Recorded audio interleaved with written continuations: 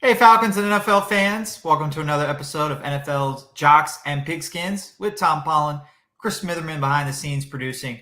I'm Dave Holcomb. Happy Thanksgiving to everybody. Happy Thanksgiving weekend. Hope you're enjoying some leftovers maybe as you watch us here on YouTube or Facebook or on delay if you're not watching live. Hopefully you still have some leftovers whenever you are consuming our show. Thanks for tuning in. We have an exciting episode today, as always. Not just because we'll be giving you updates from Michigan and Ohio State as we go through this next hour, Tom, but the Falcons play a really important division matchup.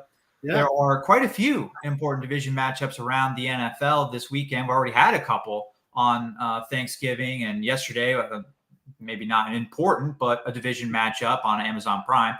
And right at the top of that list of pivotal division matchups is going to be the Falcons and Saints tomorrow. Yeah, it is. This game sets up great for the Falcons because if they win tomorrow, they tie the Saints at the top of the NFC South. Plus, they got a great schedule coming up. They are set for a run if they can win tomorrow because you follow this up with the Jets, who are just pathetic at this point. And Tim Boyle's already been named as a starter for the Jets next week. And Tampa Bay Buccaneers, except for the score, the Falcons blew them out the last time they played them. Panthers, who are settling at the bottom of the zone. Yeah. Bears, who are struggling like hell. And you got a really good run coming up where you could say if the Falcons win tomorrow, they have 10 wins on the season staring them in the face. Not counting the final game against New Orleans. Right. And then on the flip side, if you lose, you fall to 4-7.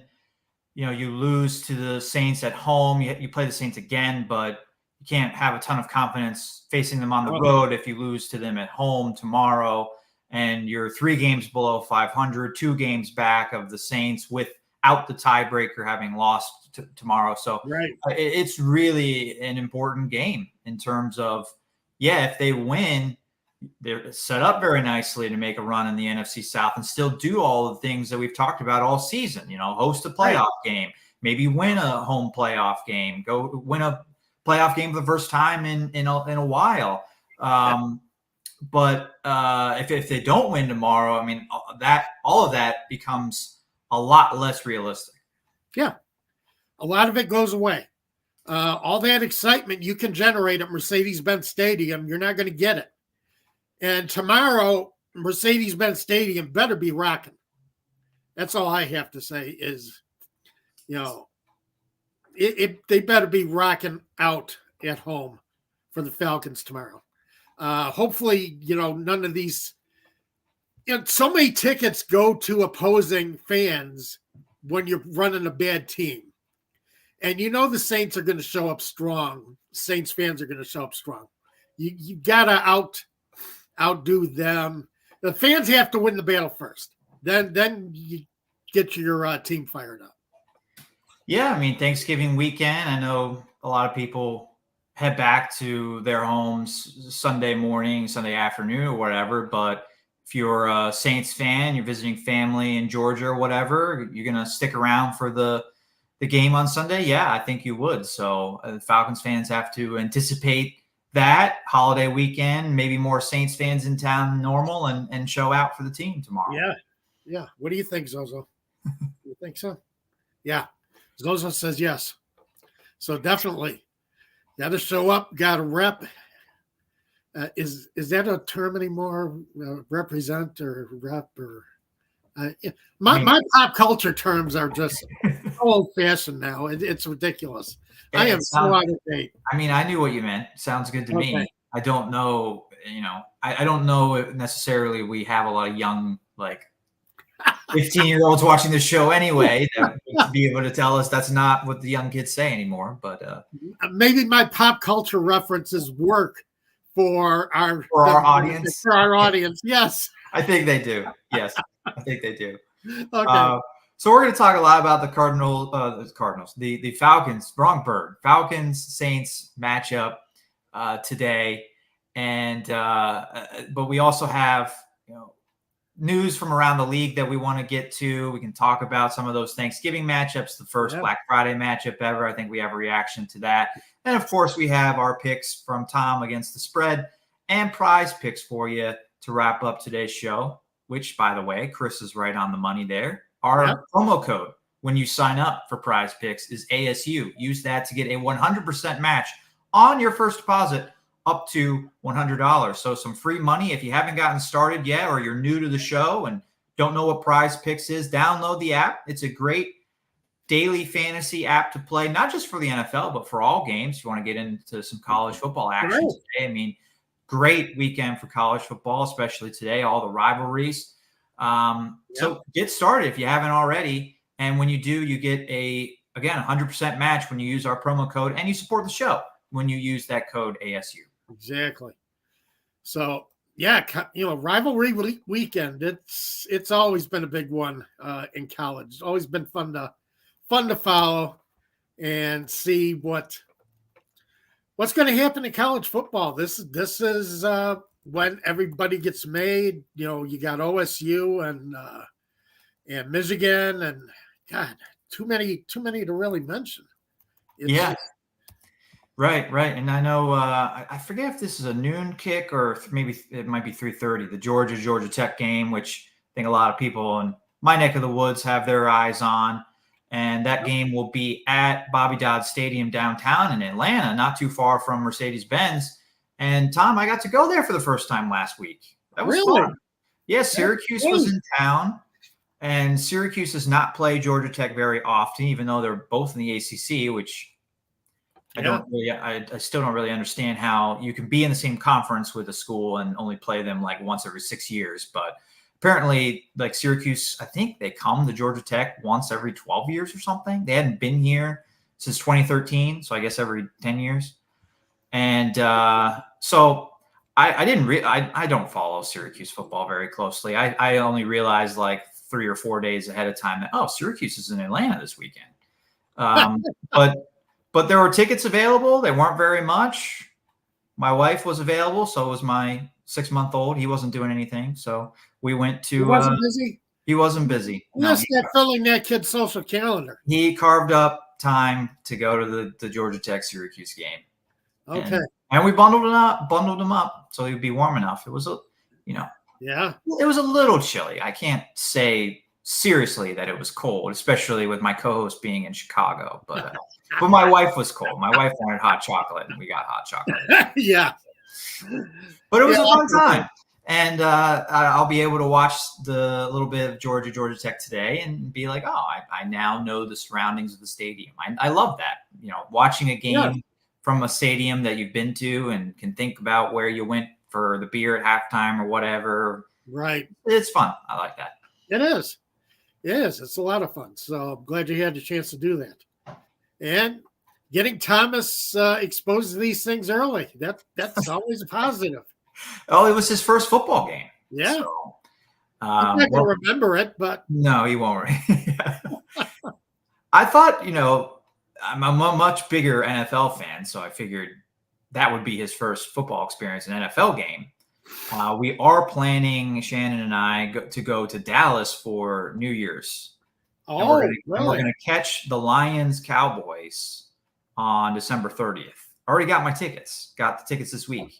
Wow. It's nice. So I thought that would be his first football game, but he got one in before that. That's something. Yeah. Yep. Got the kids started out right. So. I remember my dad taking me to Yankees. Well, his family's in the Bronx. We lived in Chicago. When we went and visited family every year out east, Dad would make sure that we got to Yankee Stadium once a year. So, saw a lot of games in the old Yankee Stadium. Yeah. Always seemed to be playing the Kansas City Athletics for some reason. I don't know why. It was that time of year but every year we went, it seemed to be the Yankees against Kansas City, which later on became Oakland. But and now going to be Las Vegas. But Yeah. Yeah. You know, I'm just sick by that. Just sickens me. It's terrible. You know, but no, I agree. that's another subject. It is, yes. That Oakland's losing all their sports teams is quite sad and could fill up the whole hour with that. So we'll have to avoid the topic altogether. Yes, right. We got our first comment of the day. Gary saying, with the Jets, Bears, and lesser opponents coming up for the Falcons, at least you can't say tomorrow is a trap game. That's a great way of looking at it, Gary. You're right. It's not a trap game. This is the game that, you know, the Falcons and Saints have to have been pointing to on their schedule, saying this is important. This is the one we need. So, you know, yeah, definitely with the Jets coming up, yeah, that doesn't qualify as a trap game at all. So, Jets don't qualify as a trap for anybody anymore. Except, Yeah, man. I haven't seen. I haven't watched as much football, admittedly, this year as in years past, or especially last year. I was watching like every game, so I can't say I watched Zach Wilson a ton. I saw him against the Chiefs and saw him in relief of Aaron Rodgers in Week 1. I saw a little bit of that Raiders matchup, you know, on Sunday night a couple weeks ago, and I mean, other than the Raiders game, his best two performances are probably the two games I mentioned. So maybe I'm skewed in terms of the highlights or plays that I've seen of Wilson this year. But watching that game yesterday, I did watch the Jets-Dolphins yesterday. It's like, how bad was Zach Wilson that he was benched for this? Yeah. He was benched for this guy who had 2 first downs in the first half.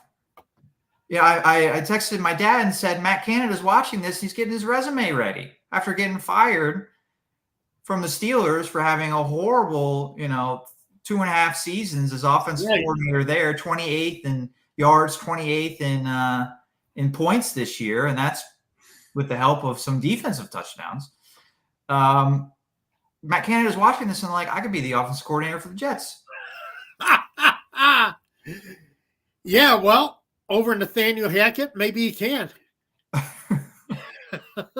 We saw Hackett last year in Denver, and Denver's finally starting to crawl out of that hole that Hackett put them in. Yeah. Right.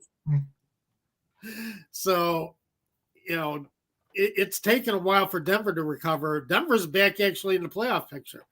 Yeah. But, Matt Canada might be just perfect for the Jets right now. Yeah, I don't anticipate him getting another NFL job. First job was with the Steelers as a quarterback coach. 1 year after that, offensive coordinator, didn't deserve the job then. Don't think he'll get another NFL gig, even as a quarterback coach. I think he'll go back to college. But yeah, I mean, the quality of play from the Jets yesterday just made me think of that joke. Gary says, Tommy, my son, got to see Dino's last game as Orange coach. Yes, he did. It was kind of a rocky week for my teams, Tom. Matt Canada got fired and Dino Babbers got fired. Yeah. So. Yeah, just wild. Oh, by the way, do not let people get in the habit of calling your son Tommy. All right. I speak from personal experience. Oh, okay. Why is that? Because I just don't like it. I've never liked it. He's not going to like it either. He's a Tom or a Thomas. Shannon and I have already discussed this, and we're pretty certain we're both going to call him Thomas. I think Shannon's mom has said Thomas is what she will call him, but my family has been calling him Tommy. Really? And my brother-in-law calls him Tommy Pickles. So. Okay. Oh, man. Are you a Rugrats fan? No. Okay. No. Yeah. No. I'm not either, but I knew it was from Rugrats. That was my extent of Rugrats knowledge. See, my dad's side of the family, they call me Tommy. And it's just always grated on me. But what are you going to do? My dad's side of the family. Oh, okay. All my 3 stepsisters. So it's always been Tommy. And Just no. Tom or Thomas. Go there. Thomas is great. That's a great, way.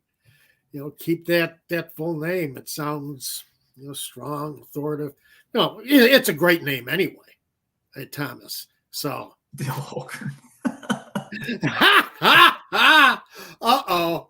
That's the nickname. Yeah. I kind of like it. Tommy Dill Holcomb or Tom Dill Holcomb. Gotta do something. No, that's Dill is Tommy's little brother. Oh, okay. Yeah. So yeah, Tommy Pickles and then his little brother Dill came because Tommy was jealous of Dill for a little like when Dill first came around because he had to share the attention. I see. Okay. So Dill is another Rugrats character other than Tommy Pickles. I see. Is that right, Chris? Yes. Got it. I'm learning my Rugrats knowledge. That's increasing by the minute. If it's not Looney Tunes, no, I pretty much don't know it. So, but let's break down a little bit of this, Falcons Saints matchup, and then we will go back, I think, to talk a little bit about the Jets and Amazon Prime and the NFL really over Thanksgiving overall. We mentioned before we went on air that like half the league is in a game that's being shown to the country this week, and so what ramifications does that have? I think it has a big impact on the level of play that's being exposed to the entire country, and then people have reactions to the level of play overall in the NFL. Tom Brady had a reaction to that a couple weeks ago. So I think we'll get to that a little bit later, but let's talk about the Falcons Saints. We talked about Desmond Ridder a lot last week, but I think we should hit upon him again today because he's back in the lineup, officially named the starting quarterback. Yes. We never thought he should have left the starting lineup. So we're both happy to see him back in there. And this is an important game tomorrow, and it's an important final 7 weeks for Ridder and where he stands with the Falcons and his career overall. Kind of at a crossroads at this point, got some time on the bench, and now Falcons are hoping that he comes back in and ignites this offense that needs more from the passing game. Right. Yeah, because I was looking at the passing numbers earlier today, and they're just pathetic. Where Drake London and where Kyle Pitts settle in among the league leaders in passing, in reception yards, and targets. Drake London is 50th in targets. All right. This is a guy drafted in the top 10. Kyle Pitts is 54th in targets. You cannot draft these guys in your top 10 and then not emphasize them in your offense. Yeah. And I don't know. I think what Heineke we saw that it's not necessarily the quarterback because Heineke didn't get the ball to them any better than Ridder. I think Ridder gives them a better chance of getting the ball based on the strength of his arm, being able to get the ball through coverage or, keep the defensive back from breaking on the ball because he's throwing it, with a lot of velocity and he's throwing it accurately. And I think that's making a difference as far as what he can do with Pitts and London. But scheme-wise, is it the fact that they're not running the right routes? They're not running. I know neither of them are the sharpest route runners, and that's a problem. But that goes back to coaching. Yeah, right. You watch the films, you see how these guys run routes. That's what you fix during the week, and that's not getting fixed during the week. And that's a big problem. So, I'm looking at Cole Kmet of the Bears. He has more receptions, targets, and touchdowns than Kyle Pitts. Come on. Yeah, that's bad. I'm going to put you on the spot with a stats question. Where does Bijan Robinson rank in targets? Or maybe not targets overall, but can you easily look up targets for running backs? Yeah, I can do that. That's what do you use for your statistics? I know you like to. You have your own. What do you use for your statistics? Do you use? Well, most of the time it's ProReference.com, ProFootballReference.com. Okay. Best statistics site you're gonna find on online, and they have been for a long time. They still are, and if you want to know anything, ProFootballReference.com is where you're going to find it. And even above NFL.com, ESPN.com, no, Pro Football Reference has got it. The only negative I can say about Pro Football Reference, I have a hard time, or I haven't found the defensive stats. They don't have the per game numbers. And when you're in the middle of the season and you want yards allowed per game or points allowed per game, they have overall yards allowed, overall points allowed, overall passing yards allowed. And when you haven't, when there's been some teams on a bye and other teams not, I use ESPN for some of those stats. But by the end of the season, when we get here, I think this week is the last of the bye weeks, or maybe I think actually it might be next week. There's another one. Yeah. Next week I think is the last one. After that, I agree with you. Pro Football Reference is the place.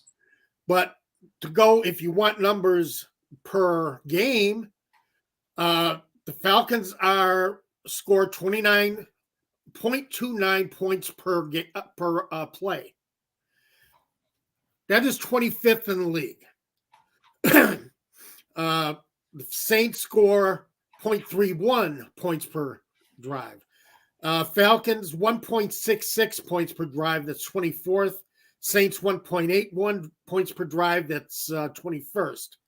Because you always, the total number doesn't really tell you much. It's the, how many per play, how many per try, what's your percentage? How effective are you being on offense as far as scoring? Are you making use of your plays the best? Are you making use of when you have the football? On defense, the Saints are 32 points per play, 0.32 points per play, which is 9th. 1.66 points per drive, which is 7th. So playing pretty well on defense, preventing teams from scoring. And that's something the Falcons are going to have to deal with tomorrow. Yeah. So, there's a lot of my own statistics, my own personal statistics where the Saints dominate. And it's going to be a tough road to victory for the Falcons. They're going to have to improve on their net passing yards per attempt is 20th in the league. And that's, again, with Drake London and Kyle Pitts as two of your top receivers overall. You just can't have that. That tears you up. You got to take advantage of these guys. You pick them so high. You got to take advantage of them. Use them. Yeah. I mean, I think we've been saying this for a while. And the reason why I asked about Bijan Robinson's targets, I don't think he's getting enough targets either. And we heard all summer about Bijan was going to this positionless offense, and Bijan was going to be heavily used in the passing game. And he was, I think, in September when the team started to he was the drop-off receiver. He was not getting a lot of receptions downfield. He was the check down guy. And that's kind of where he got a lot of his targets early. So you just, you got to look at the situation. He didn't have many yards per catch. That's true. You were supposed to get him down the field. He was supposed to be a danger that helped keep defensive backs honest off Drake London, Kyle Pitts. Right. But I mean, I will take the checkdowns at this point, Tom, because you look at the last game. I know he had 22 attempts for 95 yards. He had a great game on the ground, but only one catch for 11 yards against the Cardinals. Yeah. That's not enough. 2 catches for 8 yards against the Vikings. That's not enough. He didn't have a catch against the Titans on 5 targets. Obviously, that's not good. 0, not enough. So over these last 3 games, he's got 3 catches on 11 targets. So is it because he's been going downfield more and that target or that catch percentage is dropping? Or are they even missing on checkdowns? That you got to, I think, if you're not going to have London and Pitts heavily involved, which they should be, but yes, if they're not the predominant guys you're targeting in your passing offense, if you're spreading the ball around, you have to spread it to Bijan Robinson, I think, quite a bit to move the chains. Yeah, I would agree with you. But I think re-emphasizing London and Pitts more, I think, was a coaching decision. Because I believe the coaches probably looked at it and said, okay, we're getting too many checkdowns. We're not getting downfield. And that was after the first month of the season. Yeah. Because their yards per attempt, their net yards per attempt were down. It was like 4.5. It was bad. You can't win getting the ball downfield that few times. Yeah. So, that was a big So you want to see Robinson more as a traditional running back, and then in the passing game, you want London and Pitts to dominate the targets. I think they have to. Yeah. Now, they're not getting downfield. Neither one is going to take the top off of defense. But Van Jefferson hasn't done that either because he can't catch the ball when he does. So that's the problem with Van Jefferson. He's got the speed to take the top off the defense, but they have to, you have to respect the fact that he can catch the ball. The thing is, if Bijan Robinson is, you've got to get him the ball in space. If he's the check down and he's being immediately, gets tackled by the linebacker immediately, he's not getting a chance to get in space. You can't just have him standing still, getting the ball and trying to make something happen. You got to give him the ball when he's in motion, when he's got to step on somebody. Don't make him stop and then have to start again. Because if he stops, catches the ball, the NFL works very fast. Linebackers adjust very fast. Safeties adjust very fast. They're not going to give him a chance to make a move. And that's when he's at his best. When he's got to step on somebody, he can make a move and make someone miss. And that's where you get the yards after catch with him. But you got to get him. You can hit him with short passes, but hit him with short passes where he's in motion, where he's catching the ball and he's moving. And that's the difference, I think, in the Falcons pass game, how they got to get him the ball against, how they were getting him the ball earlier in the season. So it makes a big difference if you can get him the ball while he still has a chance to make a move. Yeah, I mean, that makes a lot of sense. Marcel says he wants to see them check downs to keep the opposing defense honest. William says, got to feed the running backs involved too. Yeah, and, I'm not an offensive coordinator, so this is probably an simplistic take. But to me, when you've got a quarterback that's struggling, and I'm going to say Ritter's been struggling, got benched, even though hasn't played in the last couple of games, and played okay in relief in the last matchup.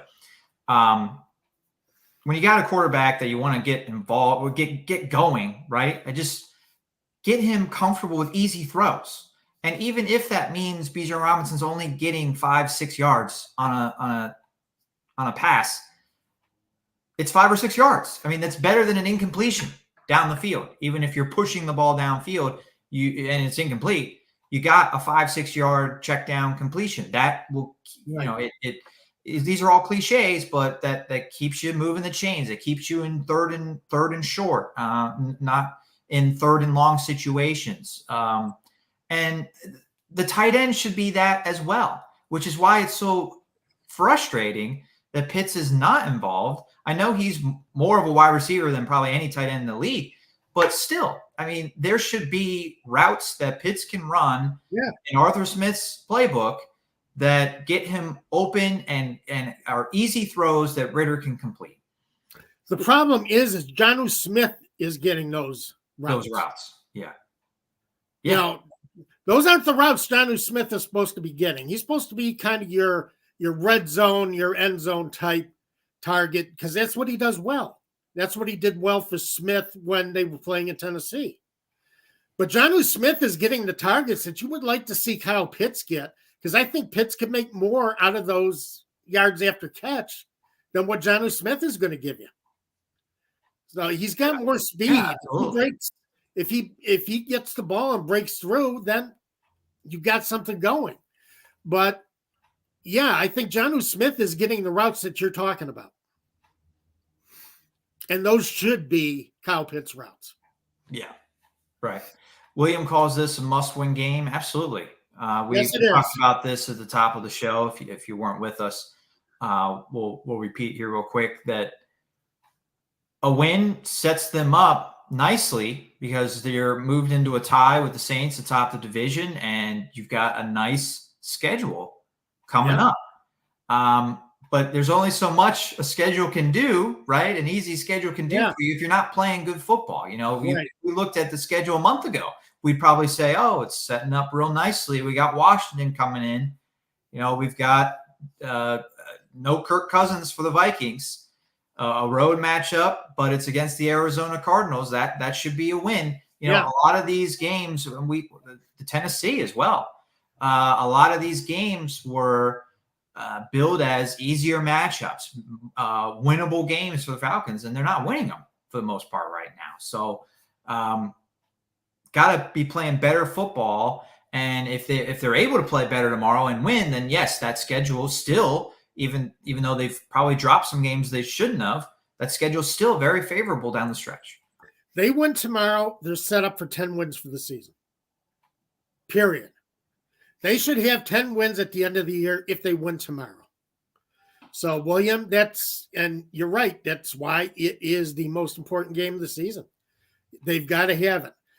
Kyle Pitts has to get some opportunities in red zone situations. William, that's kind of what we're talking about here. The fact that Jonnu Smith is getting these opportunities. This is where you drafted this guy because he's tall, he's big, he's strong, he could post up, he could keep his body in front of the ball and the defensive back. You know, that's why you drafted him, and he's athletic enough to be able to run any route and get into the end zone and beat any defensive back. You're right, but they're not using him that way. And that's the frustrating thing, is you don't see Pitts used in these ways. And I know Smith loves Jonnu Smith because he worked with him in Tennessee, knows what Jonnu Smith can do. But you drafted Kyle Pitts fourth to be your big playmaker. Yeah. Same with Drake London. These are your playmakers. Use them as playmakers. If you're not using them as playmakers, you wasted those picks. Right. Yeah, absolutely. Absolutely. I think that's a nice transition into what we want to briefly talk about with the quality of play over the weekend, maybe the quality of play overall in the league. That this Falcons team, the way the schedule looks, Tom, it's not really, it sounds like it's a bold take based on the way the Falcons have played the last month that they could win 10 games. But again, you look at the schedule, and if they win tomorrow, it's not a bold take to say that this can be a 10-win team, or they are a 10-win team, I think is actually what you said, if they win tomorrow. I don't think it's a bold take at all. Does that speak to kind of what Tom Brady said? I think he said it a few days ago, right before Thanksgiving, about how the quality of today's NFL is not very good. I think his exact words were, "There's a lot of mediocrity in the league right now." I know before the show you said you hadn't seen Tom Brady's comments, but what's your what's your reaction to Brady saying there's a lot of mediocrity in the league right now? I think there is. I agree with him. As far as this season goes, there has been a lot. And you almost tell by, the point spreads. A lot of double, 2-score point spreads are getting covered by teams. And you usually don't see that. 2-score point spreads, normally your underdog can keep that game at least close enough to cover the spread, if not win. They're not even keeping games close. All right, a lot of these teams, the Jets, the Panthers, you look at some of these guys at the bottom of the league, they're not keeping games close. So that's one of the problems that we run into here. And it probably is as bad a season for football as I've seen in a long time. What's interesting, this last weekend was awful. It is awful. The Packers just completely blew away the Lions. Yeah. Now, that raises the question, is Jordan Love actually figuring things out? Or are the Lions as good a team as we thought? Well, I think the Lions defense, I don't think is as good as their stats suggest. They've played a lot of bad quarterbacks this year. And that Mahomes game back in week 1, when they played the Kansas City Chiefs, the Chiefs dropped so many passes in that game that made the Lions defense look a lot better than it really realistically is. Offensively, I think the Lions just had a bad game. I mean, I think Goff, I saw, was pressured like 35 times or something insane. Yeah, it was insane. The Lions have a great offensive line. Yeah, he was pressured the entire game. Well, the Bears brought pressure against Goff the entire game when they played him. Right. And so it's the first time in NFL history that a team has held the ball more than 40 minutes, collected 4 turnovers, and still lost the game. Yeah, I saw that. Found a way to win that game in the last 4 minutes of the game. Right. And that bugged me too, because this happens all over the league. And Arthur Smith, I think, is as guilty of it as anybody. You got a team down in the fourth quarter. Yeah, the Lions were down 2 scores, but there was still time. And the Bears are on 4th and 1 in Lions territory, didn't take the kill shot. And I think coaches shy away from taking these kill shots. They'd rather take the field goal, but the field goal still keeps you only 2 scores ahead. Yeah. It doesn't get you anywhere. Right. Take that kill shot. That's just me. No, I mean, I understand the frustration where I could not believe that history, that 40 minutes of time of possession, I believe it was +3 in turnover margin, and 40 minutes of time possession, the team never lost before. Never lost. And the Bears found out a way to lose that game. But for the Lions, I think rip the bandage right off there, Dave. I'm sorry. Well, I gotta call it how I see it, and yeah. I know. I call it as I see it too. But with the Lions, though, I don't want to think, or I don't know what's going on with their offensive line the last 2 games, but I'm more confident that they just had a bad week and that they can turn this around, and that it's not a foreshadowing of they're not going to be able to block anybody the rest of the year. I think after this past week, the Lions are not a Super Bowl team like we thought maybe they were, but I still think they're going to win the NFC North. They're definitely going to win the NFC North. But back to Brady, I don't think he was really just saying this year is a down year or a mediocre year for the NFL, Tom. I think he's talking about the league just overall trend. And I'm going to call up this quote. I got this from CNN.com. Brady said, I think the coaching isn't as good as it was. I don't think the development of young players is as good as it was. I don't think the schemes are as good as they were. I think the rules have allowed a lot of bad habits to get into the actual performance of the game. So I think the product, in my opinion, is less than what it's been. I don't know if I would apply that to the entire length of Tom Brady's career. I think there's been some, pretty good football, even good football over the last decade. We're seeing kind of a drought as far as quarterbacks right now. We don't have those new quarterbacks coming into the league to replace the Bradys, the Mannings, the Roethlisbergers, the guys who kind of lit the league on fire, kind of defined the league for a long time. We haven't seen those replacements.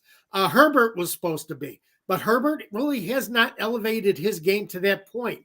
Burrow hasn't been able to stay healthy. So in a way, we are in a quarterback drought. And even Mahomes he's struggling, but because of his receivers. Kansas City has done a terrible job replacing his receivers. Yeah. And Travis Kelce, he's got his mind up in the stands, during his games. And well, that's the only guy you can throw to with any consistency is Travis Kelce. It is. And that's a problem. Absolutely.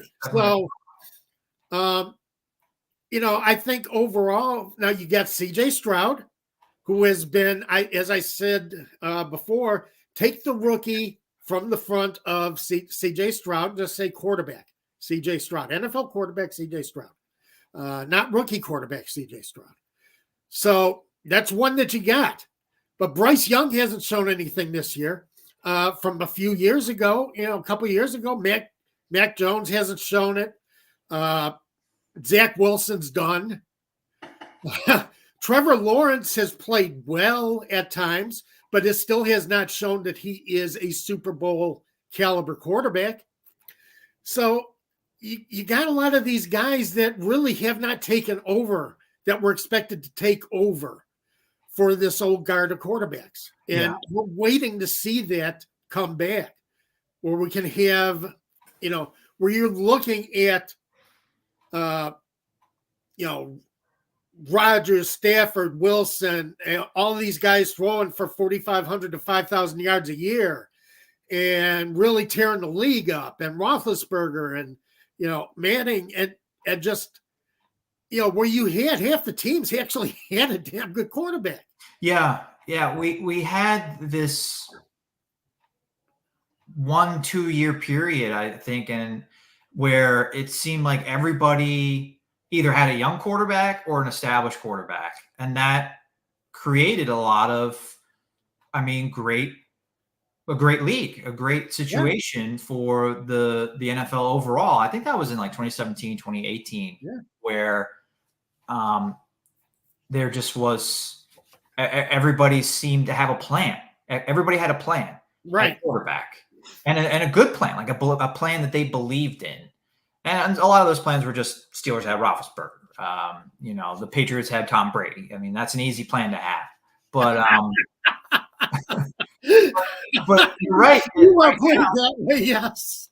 Right now, those plans that teams have at quarterback don't look very good, or it looks like they're going to need a new plan very soon. And the Falcons are one of these teams.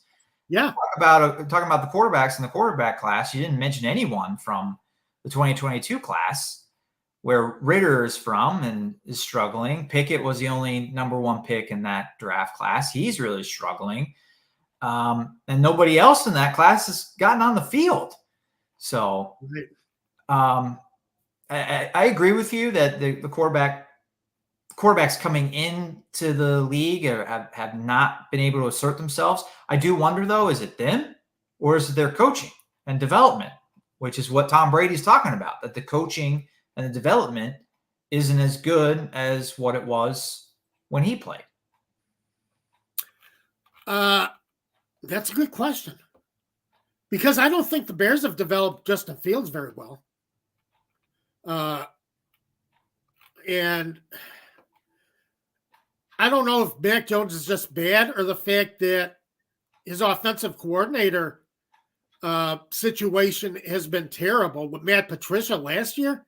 Yeah, I know. How can you expect a young quarterback to succeed when you're in that kind of situation? Kenny Pickett making do what he can in Matt Canada's offense. Yeah. We're going to see whether Kenny Pickett, what he actually has to bring to the table as a quarterback with the change in play callers in Pittsburgh. Right. So it's going to be interesting to see how that works out. He's got the receivers. He's got the running backs. They have a line. They got a defense. That should be a very good Steelers team. What's weird is they're right where I think they should be record-wise. Record-wise, if you just look at an aerial view of the team, they're 6-4 before the season. If you told me they were going to be 6-4, I'd say, yeah, I think that's probably about where they would be and competing for a playoff spot, maybe the division, but probably more likely a wild card. But you look at their statistics and you watch their games and you're like, this team stinks. Yeah, right. Yeah, they can't play offense. Can't play offense to save their lives. If you can get up on them, you can blow them out. If you can't get up on them, if their defense keeps them in the game, then they got a chance to win. That's how they win. Yeah. It's not pretty.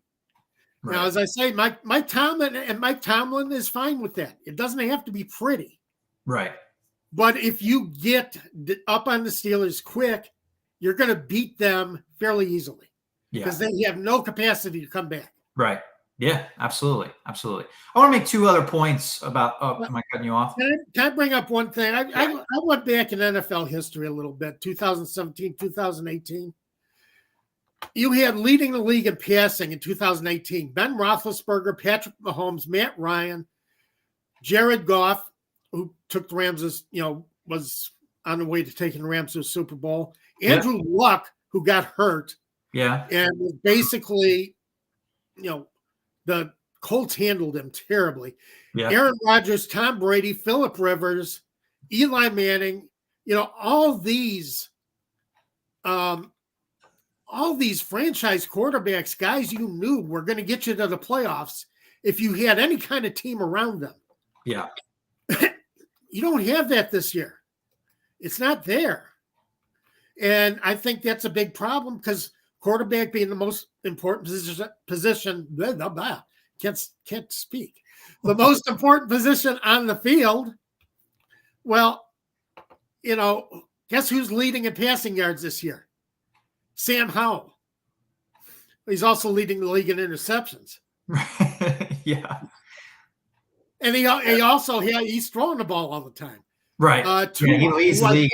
He leads the league in attempts, probably, or close to it, which is why he's got the passing yards. And CJ Stroud is up there. Dak Prescott's up there. Josh Allen's still up there, but he had a rough year. But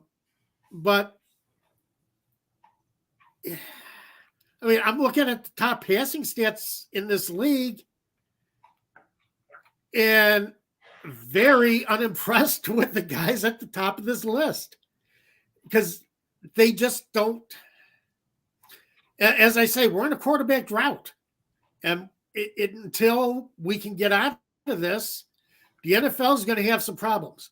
So, no, I don't think the problem goes back as far as Brady's career, because I think during Brady's career, there were plenty of quarterbacks that elevated their teams, that kept their teams, were the reason why their teams were playoff teams. Well, I think he's saying that. I think he's saying that the league has become more mediocre in the last. He didn't put a time frame on it, but I don't think he's saying the league was mediocre when I was winning Super Bowls. That's not what he's saying. He was saying it was excellent when I was winning Super Bowls, and now over the last, when was this last Super Bowl? 2020. So let's say over the last 3 years, I think he's saying it's gotten mediocre.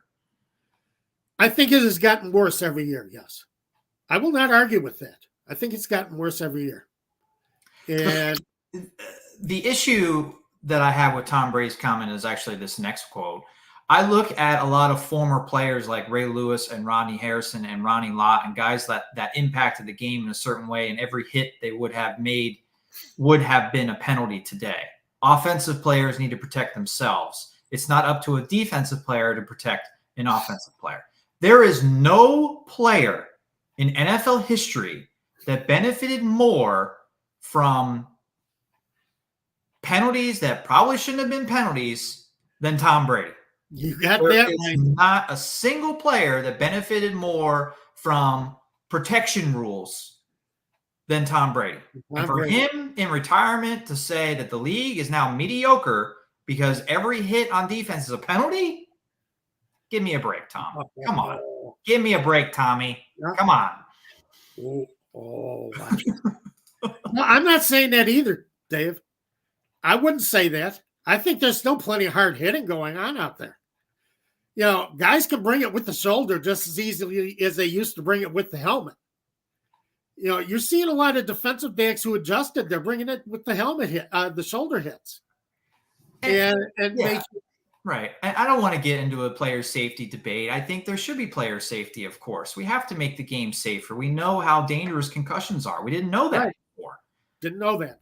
So, of course, we have to make the game safer. And as we've explained over the last 10 minutes, the league is mediocre, if it is at all, now because of the quarterback play. It has nothing to do with the officiating. Right. Because of the quarterback play. We're not getting the quarterback play that we used to get. So, and the other point I want to make on this subject, Tom, and this has been going on for a decade plus, we've been getting more and more games in primetime. More and more games aired, and I don't think aired is the right word now, because is a game aired if it's on Amazon Prime? We've got games that are streamed across the country, and we see more and more football. And the more exposure of games, we're going to have more average teams or below average teams shown across the country, like the New York Jets, like the Washington Commanders.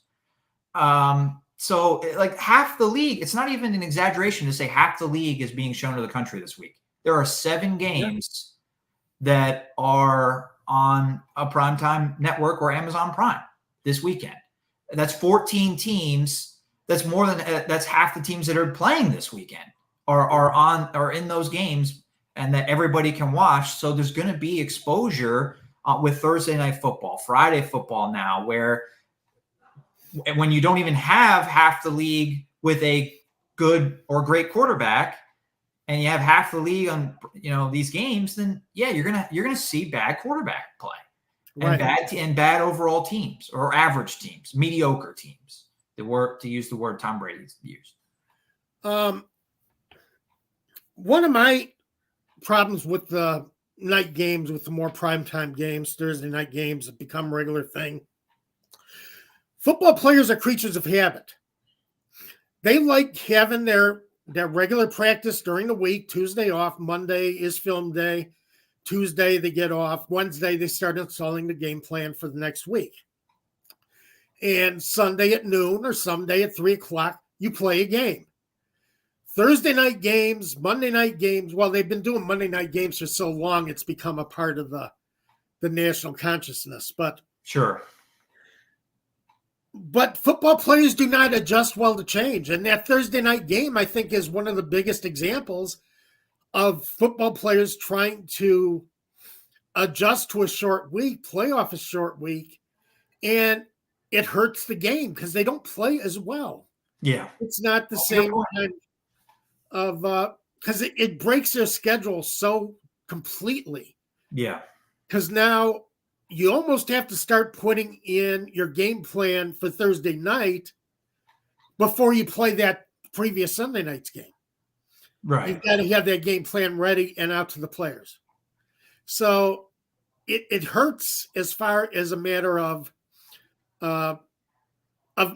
As I say, football players are creatures of habit. Yeah. They like things the same every week. They like because it gets them prepared, mentally prepared. They know how to get mentally prepared for a game on Sunday.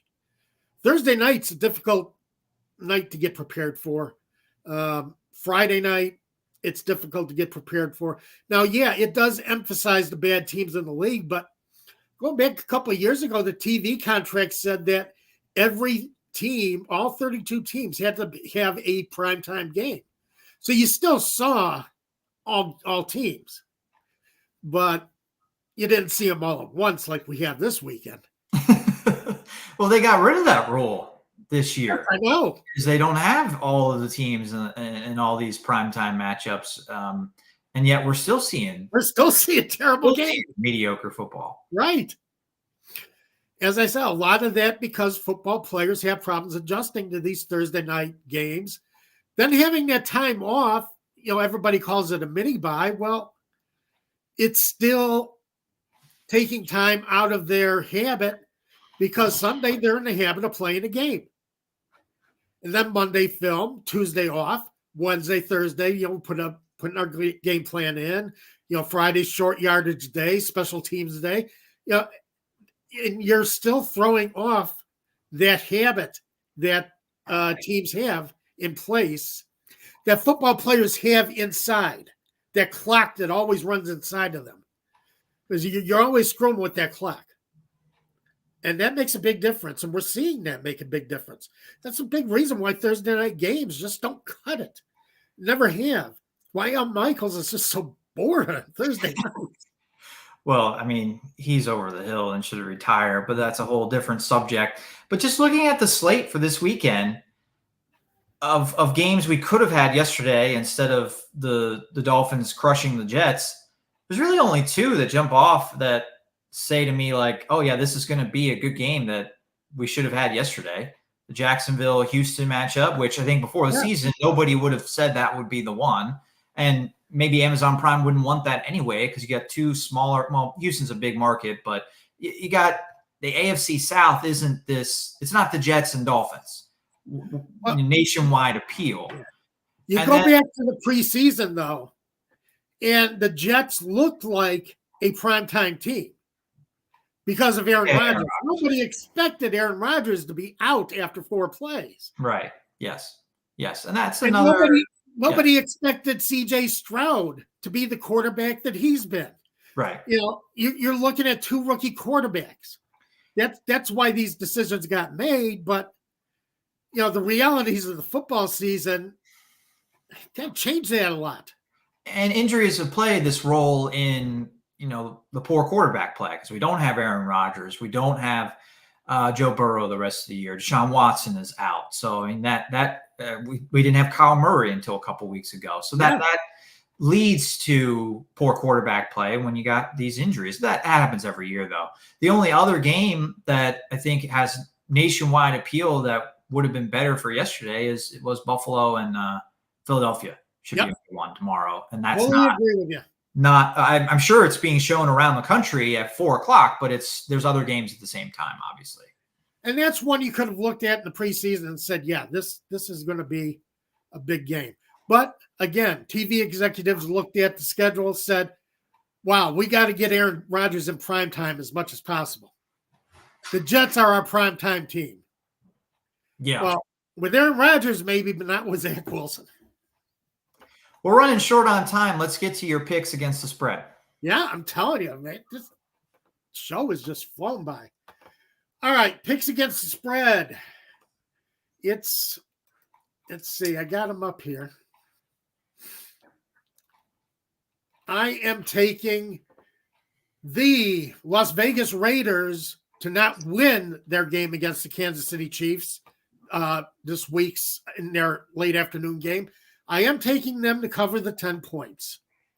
So I think the Raiders are playing enthusiastic football. They're playing football. They like playing for Antonio Pierce. They're playing like they have been freed from jail, from this Josh McDaniels hell that they were living through. Yeah. They love Antonio Pierce. I think the spread is a little bit too wide considering the Chiefs' problems at receiver. So I'm taking the Ravens. I'm taking the Raiders plus the 10. Sunday night, taking the Baltimore Ravens minus the 3 against the LA Chargers. The Ravens are second in my statistical power rankings right now, playing incredible football. And I think they go into Los Angeles, bring their home crowd with, well, it's a long way for their home crowd to travel, but I'm sure they have plenty of their home fans are going to be in the park. Because it always seems like the Chargers at home is a road game. Right. So So I am taking the Ravens minus the 3. Taking the Steelers minus the 1.5 against Bengals. Okay. Because I don't like the Bengals backup, and I still think the Steelers are a good enough team to beat the Bengals even on the road this week.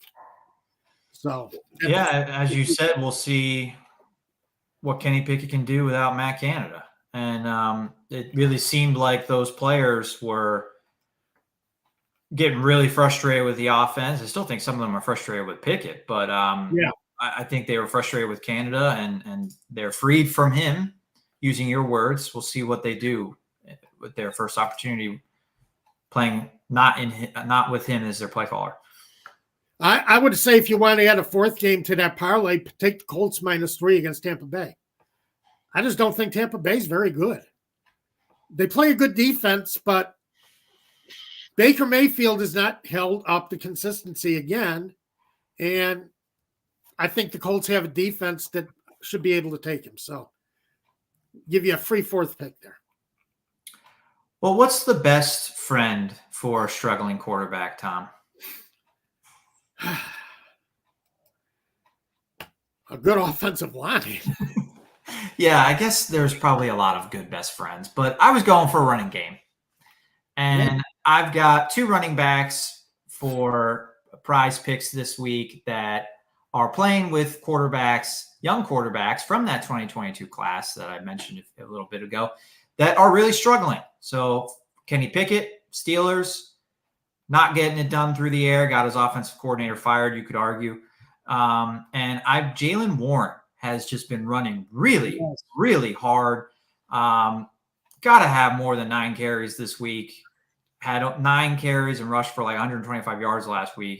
He had more rushing yards than Pickett had passing yards. So I've got Jaylen Warren over 49.5 rushing yards. And for the Falcons, Ridder from the same class as Pickett, it would do him a great service if Bijan Robinson had a huge game tomorrow. Yep. And I've got B.J. Robinson over 57.5 rushing yards. Absolutely. I agree with both of those. Those are both great picks. Because, Jaylen Warren, cut Najee Harris's carries down. Give those things to Jaylen Warren. Because Jaylen Warren's been a hell of a back this year. So you really got to like what you see out of him. There's not much on the quarterback on passing yards that I see. So I would say go ahead with both of yours.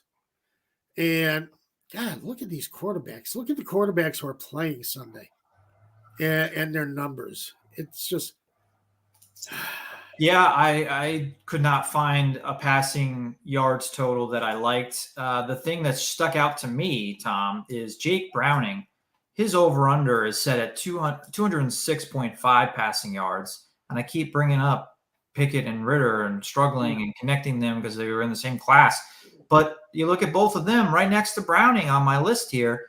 Their over-under is under Jake Browning, who's a rookie quarterback and never started a game. And Prize Picks has Pickett and Ridder both expecting fewer passing yards than Browning. Right. Pickett at 195.5 and Ridder at 192.5. And quite frankly, I'm not confident in either one of them that they're going to get 200 passing yards. Yeah, I know. And I don't think Jake Browning gets it either. So if you want to take the under on him, I would say that's a fairly good bet. That's a good pick for you. I like going with passing attempts more often than not. And the one that I liked on that list, Tom, was Justin Herbert. 35.5 passing attempts. That's a lot of attempts, but he's been over 35 passing attempts each of the last 2 weeks. He's been over at 3 of the last 4 games. And they're playing the Ravens, as you mentioned. I think they're going to have to pass a lot because they're going to be behind. I think he'll get 36 pass attempts, Herbert. Yeah, I would agree with that. So you got a lot of good picks for prize picks this week. A lot of good options. I think you've really nailed it as far as some of the picks that you're looking at. I like them. So we'll see how it goes. Today's show was brought to you by Prize Picks. Download the app. When you do, use our promo code ASU gets you a 100% match on your first deposit up to $100. 7-3, Michigan is ahead of Ohio State, beginning of the second quarter. I want to get to that. I know you want to get to that too, Tom. Thanks for tuning in, everybody. Have a great rest of your Thanksgiving weekend. Yep, absolutely. Have a good week.